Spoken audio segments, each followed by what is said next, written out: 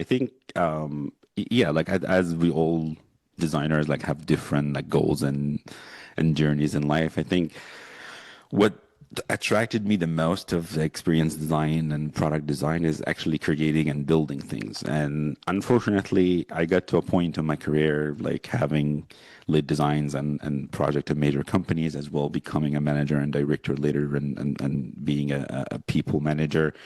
I got to a point in my life understanding that I actually do I do love and enjoy the hands-on process and the process of building and creating things, whether like as I mentioned, the experience could be a product or digital product, or could be something else. It could be even Yeah. building like a chair in your workshop. That's also very, I do enjoy that. And unfortunately, like I think with all honesty, at big companies, you rarely get that experience because you're working in a very small, I would say, part of the big, like a cog in a big wheel, or like a small wheel in a big cog, Mm, in a big machine. mm, So you get to a point of like, well, I want to have a little bit more ownership of what I'm building. I have all these ideas that I want to bring into life, but I can because it doesn't really align with the teams I'm working with or the companies that I'm working with.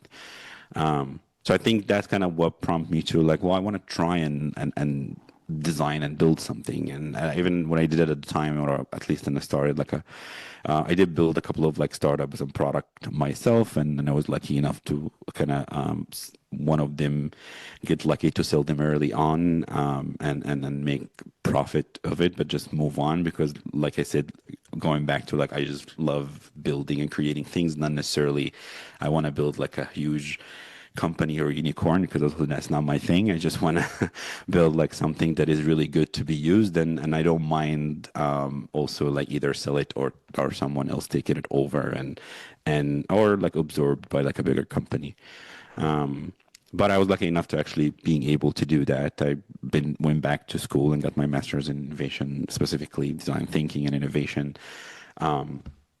And that also kind of got me into the mindset of like creating things and building things, even in my master degree at the time. And my first like product or startup was actually one of my school project out of my master degree, oh, that kind of started to build and develop the idea, and was able to use the design process, yeah. of UX process of just building a prototype, and even go out and get some user feedback with just a Figma prototype or like a design.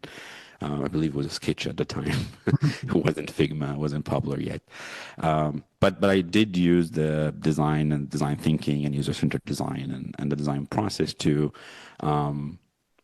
kind of apply it into this startup world of like, what if I build something and instead of building it from big companies and just waiting on my stakeholders' reviews, I'm actually building something and going out there and getting feedback just on the idea, and then take it from there, giving feedback just on a prototype that I build with Sketch or InVision at the time, or the second company that we built it was on Figma.